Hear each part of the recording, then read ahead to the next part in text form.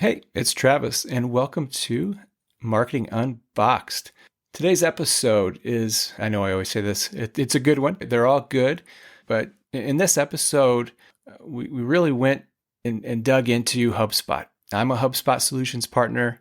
My co-host, who couldn't join us for this episode, Ali Schwanke, is the founder of Simple Strat, which is also a HubSpot agency. And I talked in this episode, I talked with John Suarez, who is the director of marketing strategy at SmartBug Media, which is the top of the top when it comes to HubSpot partners. They were the HubSpot Partner of the Year last year. They've billed the most revenue of any HubSpot partner. So they are the gold standard when it comes to HubSpot partners. And John and I talked about the evolution of HubSpot, the new functionality that has recently come about, like Ops Hub, and why that's important, what that means to people. The upgrades to Service Hub, they've made a lot of sweeping changes to Service Hub recently.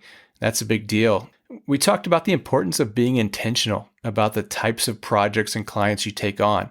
You would think that an agency like SmartBug Media got to where they are by just taking on a lot of business, but that's not the case. They actually are very intentional about who they work with and the types of projects they work on. And that's how they've grown. And we talked about the crossroads of sales and marketing right now and some debates out there between gating versus ungating content, outbound versus no outbound sales, and then what John sees happening in sales and marketing in the next 1 to 2 years. So great conversation, a lot of insight. If you are a small agency looking to grow, a lot of good information here. If you're a business looking to grow, the same applies. So sit back, relax, and enjoy the conversation.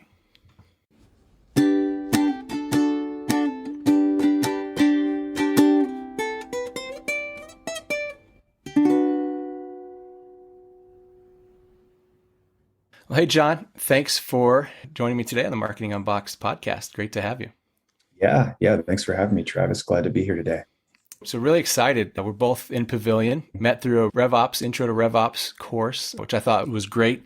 I think revenue operations, sales enablement, like through that course, sales enablement has become very interesting to me, something I didn't know a lot about. And now I'm really interested. And we started talking, and I knew of SmartBug. I saw John was at SmartBug. I'm a HubSpot solutions partner. SmartBug is the biggest partner, right, with HubSpot, or? Yeah. So HubSpot partners with many digital marketing agencies, and they have different tiers, right, of partnership. And within those tiers, the highest is Elite, and they have this thing every year called the Partner of the Year, the HubSpot Partner of the Year.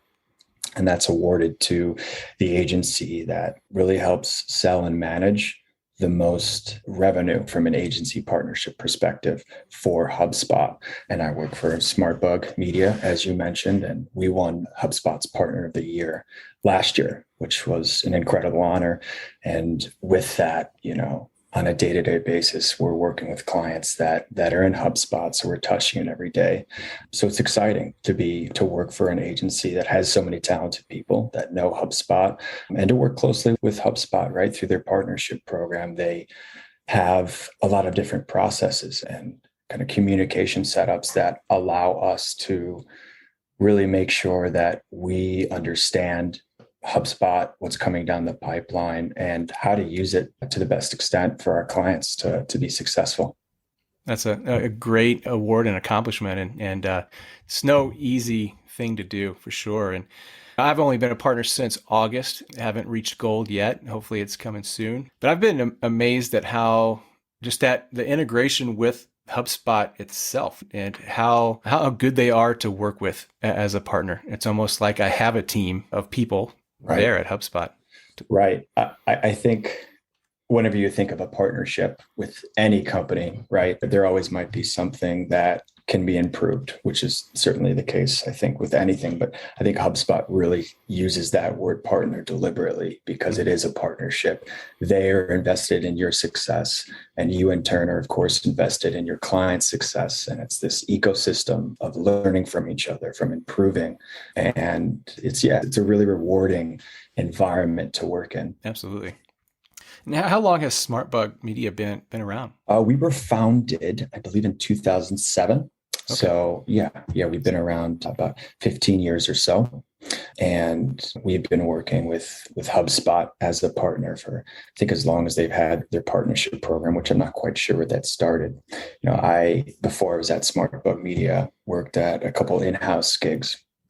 And through all of them, since 2015, was using and advocating for HubSpot within those companies. And sometimes it was easier than others because, as I'm sure a lot of people listening know, when you have ingrained processes and systems, it's difficult to change and uproot what is currently in place. And a lot of times it's difficult for a reason, because you might have been on a system for 5 or 10 years. So you have all of this data ingrained. But really, when you look at it, I know we're both HubSpot cheerleaders. If your current processes aren't working for you from a CRM perspective, from a marketing automation and sales perspective, it really pays off to take a month or a few months to make that switch if it's right. I've also run into clients where it's just not quite the right move at that time. But I would say that's more of an exception than a rule. I would say most people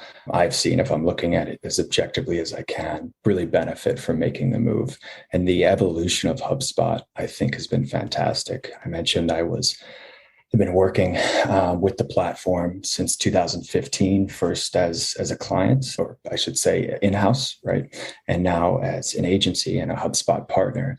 And from 2015, the primary use that I had for it was the marketing automation and marketing campaigns through email and social, that management of that, as well as managing the website, the CMS, as they call it in HubSpot. So having the website all live there. And I really was impressed with, even then, 7 years ago, how intuitive their platform was, how user-friendly it was, how easy it was to automate things. And in the past 7 years, they've really made strides and investments in improving their sales hub. So really, it's become a really powerful sales CRM that has replaced or can replace many functions that traditionally you would go to Salesforce for.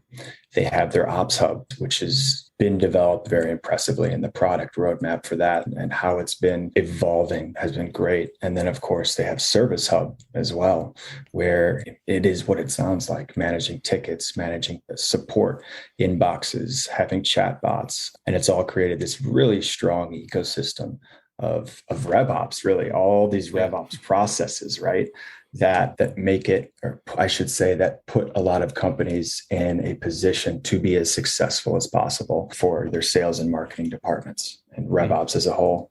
Yeah, absolutely. And I think, speaking to that, the evolution of HubSpot has been interesting. They started as like 100% inbound and only like just the marketing hub, and it bolted on to Salesforce and other CRMs. And then they just grew that, built that capability out, and then eventually built their own CRM, built their sales hub, which has a lot of functionality. And the nice thing is that the tech stack, the market is ridiculously huge. The amount of technology.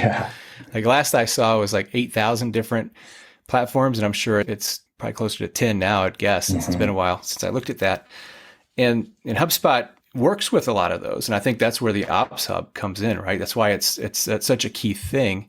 But then they've also built natively their own technology that does a lot of what these other things will do, like the sequencing in Sales Hub does a lot of what like Outreach and Woodpecker and all those other sales automation platforms can do, and then the marketing automation. And so they've built it in where something like Salesforce has kind of duct taped it together, right? They've purchased companies, tried to purchase HubSpot, I guess, back in the day. And then they HubSpot did try that. No, thanks. We'll just create our own CRM. So thanks for the idea. And so it's been very fascinating to watch. And I think going from inbound, and I'd love to hear your take on this since we just went through a RevOps course. They just launched their RevOps certification. they have a sales enablement certification that I'm going through now.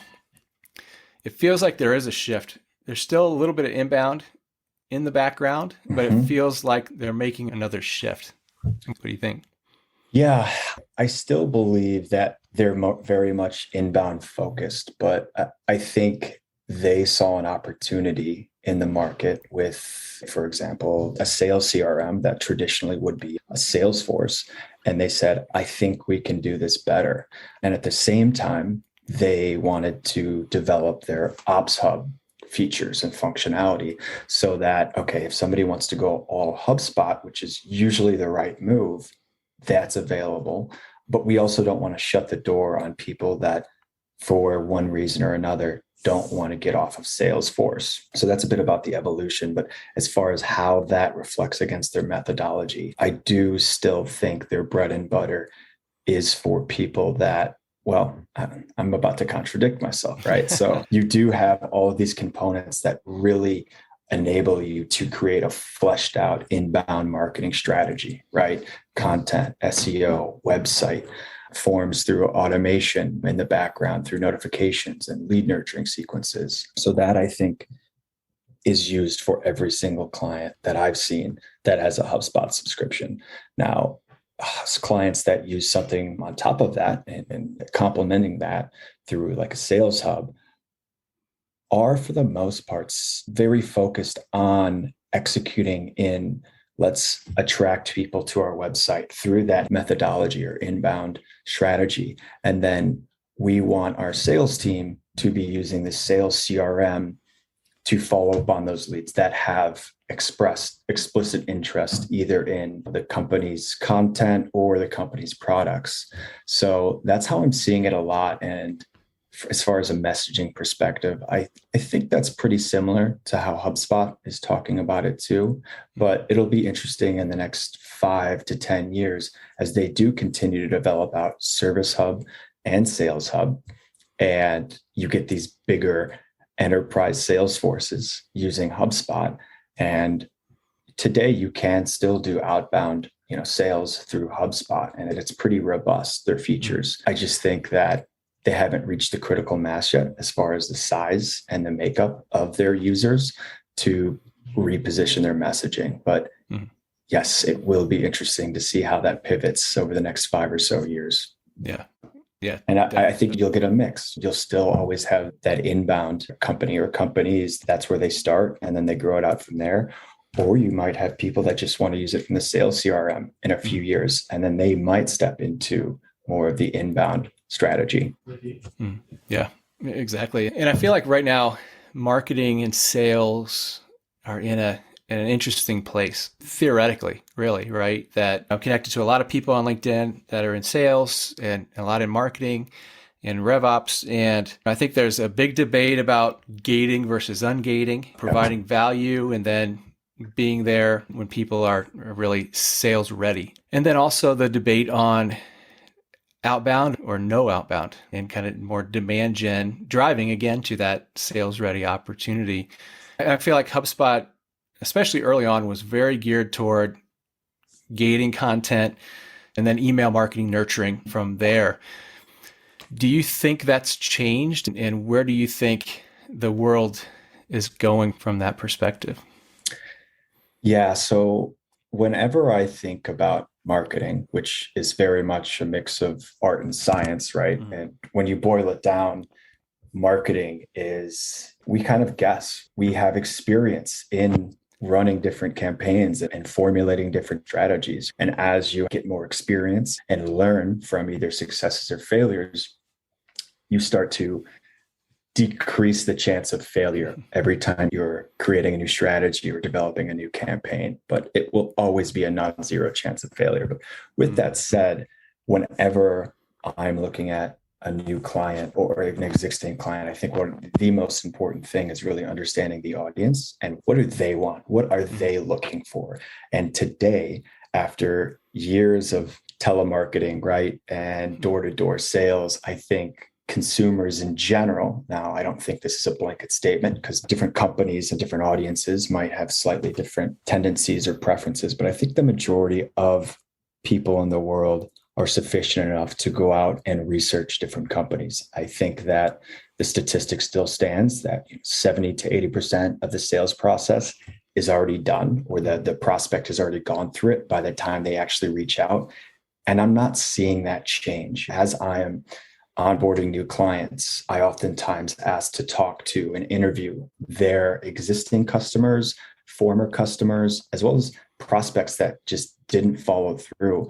And I'm always looking to understand their needs, their pain points, but importantly, the experience that they're looking for. And that is, I think, what you have to craft for them. And I think today it's still, you need to put out educational, informational, on brand content or strategies, whatever on brand means for you.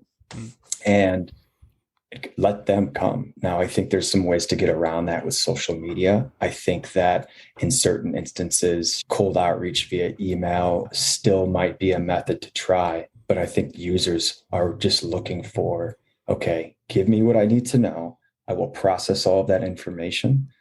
And when I've made a short list or made a decision, I will reach out. Mm-hmm.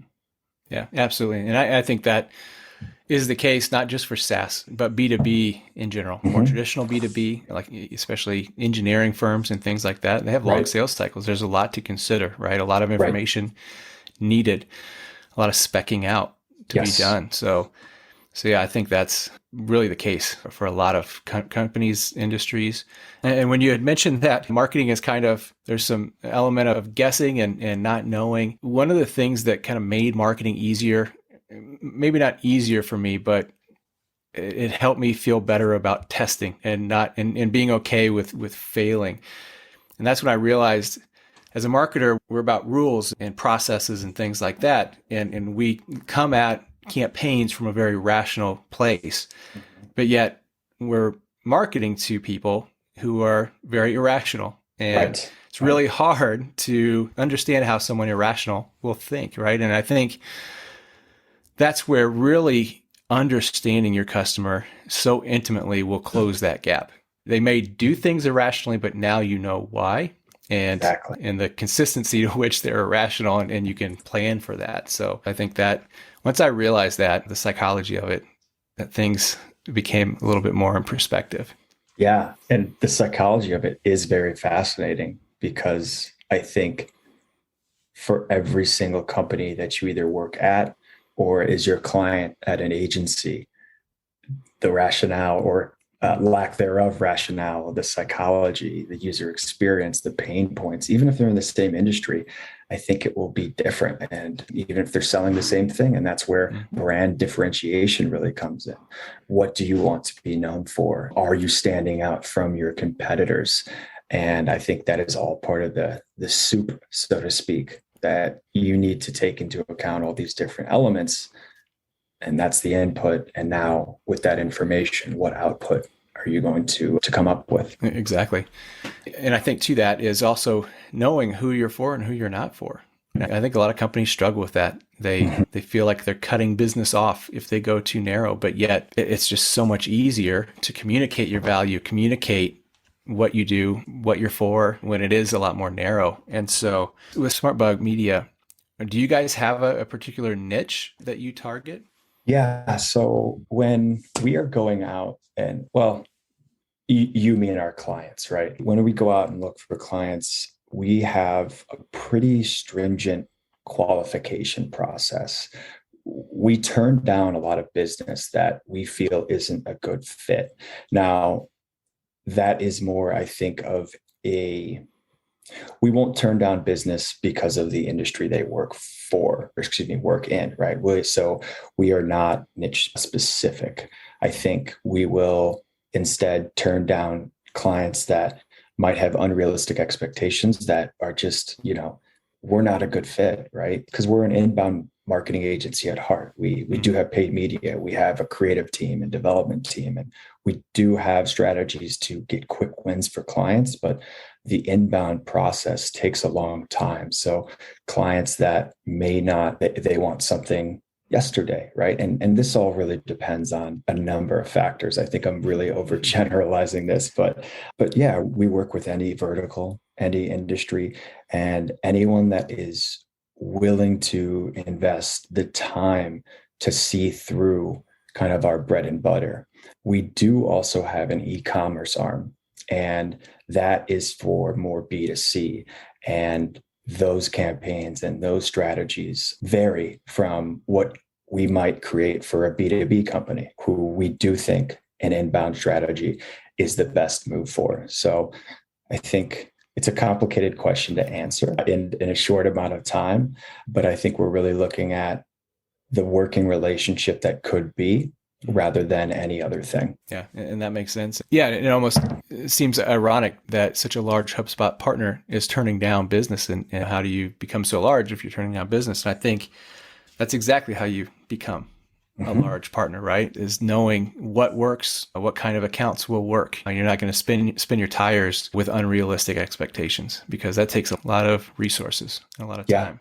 Yeah. And there's a lot of risks to it too. If you're hiring bad fit clients, you are going to have employees that are more likely to be dissatisfied because the relationship is it's cumbersome or it's difficult. So if you're managing an account that we could have identified and said no to as a prospect, then that next 3, 6, 12 months of working with that client might really hurt your job satisfaction, which could lead you to leave. So I think, there's a lot of different elements to finding an area that you will say no to, or an area that you will say yes to. And I think it's helpful for honing your expertise of your people and your human resources. I think it's important for employee retention and client retention. And I think it's a really important brand maneuver, because you quickly develop the reputation of being the best. And it's a good place to be. It really is, but it's difficult. And I get for a lot of smaller companies, whether you're an agency or a SaaS company, B2B, it's hard to turn down business. It really is. When you see potential, the dollar signs, right? Getting more MRR or AR, especially when you might be kind of behind goals for the month, quarter, or year. So I think it's a decision that needs to come from the top, from your leadership team. I think it needs to be communicated to everyone, and certainly the sales team. And I think while you might have some short-term times where you're just like, oof, I wish I could have got that. I think in the long term, it is one of the best ways to be successful. There was this, I think Kevin Kelly came up with this philosophy of businesses. Instead of going for everyone, you go for 1,000 true fans, right? Yep. So instead of trying to partially please 10,000 people or 100,000, you identify where you fit in the most, and then try to find 1,000 people that will be fanatic about you. Because what's going to happen is they're going to start being your cheerleaders and talking about you, your product, your brand. That will get other people that are in the same category noticing your company, your brand. And from there, I think the sky is the limit. Absolutely. Yeah, that was Kevin Kelly. And I've been through a ton of Seth Godin's Akimbo workshops, a bunch. That's where I first heard about that. It was in one of his workshops. And he also mentioned something that when I first heard him talk about it, really changed everything for me. And I need to get back to it, because it's one thing to understand it and know it. Then once you're in it, and I think for a lot of small agencies, new agencies, it's really hard to be disciplined, right? Yes. And the thing that Seth talked about was minimal viable audience. So it kind of speaks to the 1,000, but it's smaller than that. Like what size audience do you really need right now? How many clients do you really need right now? Doesn't mean that's what you're going to stick with, but what do you need right now? And I think that's where, in good quality clients, right? I think that's the key. And I think that's been challenging for me starting out, because you do see these opportunities. And the first time I went off on my own, I took those things on, those smaller headache clients, right? Like, and it just sucked time, and I couldn't grow because like all my time was in these small projects. And it's tempting to press now and say, okay, I can do it for right now. But what you're saying is, I'm saying yes to this and no to, if the ideal client comes along right now, I can't do anything because I'm busy. So I think that's been tough, and just understanding that you don't really need as much as you think you do. And in the 1,000, like you mentioned, they'll start to become your cheerleaders. And it makes me think of the other concept that Seth has talked about and wrote a book about it, the idea virus, and how, that things just spread. And it just says a lot about just taking a small audience and a small customer base and just offering something truly remarkable that they'll talk about. Right. Exactly. I think that's the key. Yeah. And you hit on an interesting point around, okay, I can take on this bad fit client as you've identified it, and I can do it for right now. Mm-hmm. But that easily turns into months of kind of dredging through this work, which I think not only takes its mental toll of burnout and, oh my gosh, like this is taking all my time, all my energy, but the time piece too. You could be spending that time developing what makes you truly remarkable and talking to those handful of people and getting in front of them. And I think if you've done your audience research, your market research, at least you're positioning yourself in a way that is speaking to this audience. Now that's a lot of work, right? I simplified that, but if you can do that, I think it's only a matter of time before you're successful. Mm-hmm. Yeah. And you had mentioned a long-term approach and taking that approach. And I think you really have to be disciplined. And when it comes to turning down business, taking on business and being very intentional about that, I think you have to think in a long term. And for me, starting out, the hardest thing, one, I'm impatient as hell. I'm not patient at all. And so I have this vision, right, of what it can be and will be. And I want that to happen now. And I have to pump the brakes and realize hey, SmartBug's been in business since 2007, you said, right? And just in 2021, they became the partner of the year. So that didn't happen overnight. And it takes time to develop this stuff. And you don't know where you're going to go. 2007, HubSpot didn't even exist. At least I don't think it did. Maybe it might have just started, but I don't know if it was on SmartBug's radar when they decided to fire things up and probably didn't know it would be this much of an impactful thing on their journey, their business. So the vision you have might not be what actually happens. Even if you said this is the road and you knew clearly what you needed to do, I don't know if you could get there. The bridge might be out, right? And you might have to take a detour. And it's easy to get caught up in a vision and not ground yourself in the now and biting off manageable chunks. What should I focus on? Yeah, I can do 50 different things. And I kind of got stuck with that early on. It's all this stuff sounds great. I was like a kid in a candy store. And I'd love to do all this stuff, but I have to make a decision. I'm only going to focus on this right now. And it doesn't mean that I'm going to be focused on this forever, right? Right. Just layer slowly on. And so I think that's a trap for a lot of people. A lot of businesses want to grow fast, but at what cost? And I think you're getting at a very important point here from a business management perspective and a strategy perspective of being flexible, being willing to pivot as new information comes to light for you in whatever form, and layering on, okay, I'm going to focus on HubSpot right now. I want to be a HubSpot Gold partner, but how are you going to get there? What results are you going to measure? But just being very deliberate about it and trying a strategy here or there that you really think is going to speak to that minimum viable audience, and executing and observing and learning and repeating that cycle. Absolutely. Yeah. And I think before we go, one last thing I think we could talk about is what do you think the future of sales and marketing is? If you had a crystal ball, I know we just said ground yourself in the now, but there's a lot of forces, and I think it's at a kind of a pivotal point with sales and marketing. Where do you think it's going in the next year or two? Kind of stay short term. Yeah, I think, and this isn't because we just took this RevOps course together, but I really think that companies are understanding the value of structuring their marketing and sales processes and customer service or account management under one roof that is RevOps.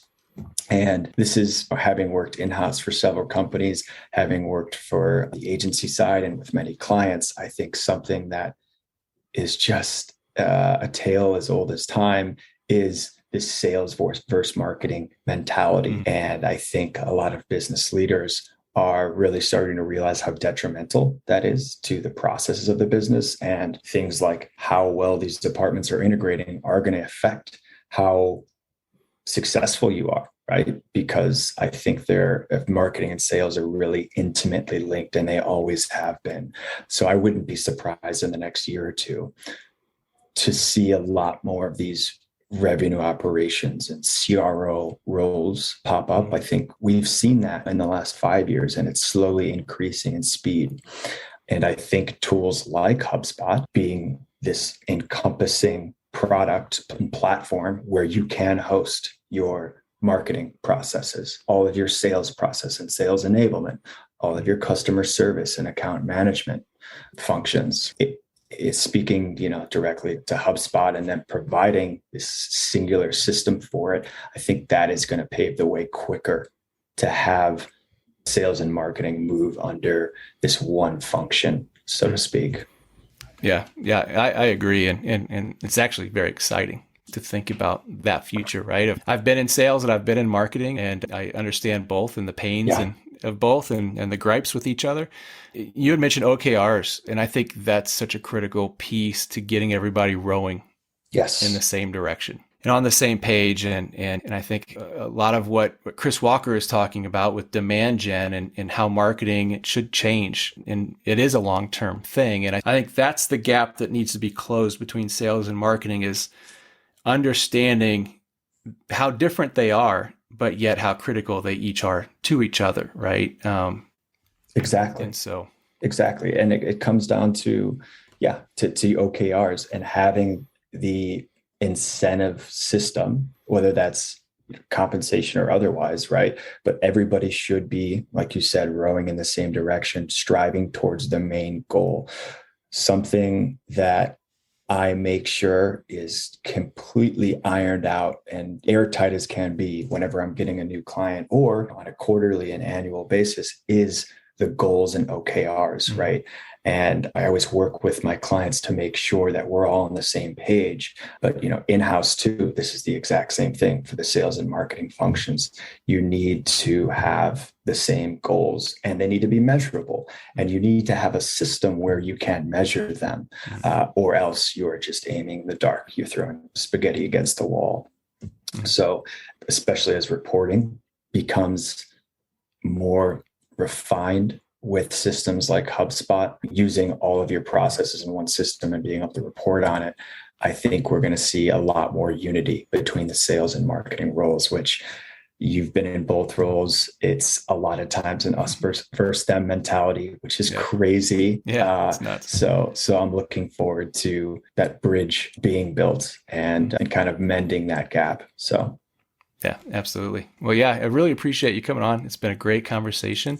And how can people connect with you? Yeah. So I'm at LinkedIn / John J. Suarez, Suarez. It's kind of where I'm operating nowadays. I'm not as heavily involved in creating my own content like you. I don't have my podcast, but maybe someday. So give me a shout there. You can also always email me at johnsuarezmarketing@gmail.com. But yeah, so that's me, and that's where I am. But I really appreciate you inviting me here. This is great to talk about. I think this is a good conversation. Yeah. So thank you. Yeah, you bet. Thank you.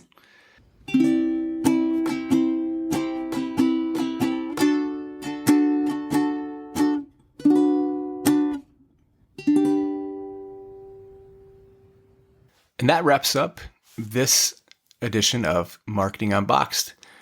Just want to thank you for listening, and thank you for continuing to tune in. If you enjoyed the show, if you enjoy the podcast, please give it a rating, give it a review on Apple. I think you could do the same thing on Spotify. And if it's something you can do on any other platform, please do it. I really appreciate it, and it just helps and get the word out. And until next time, I'm out.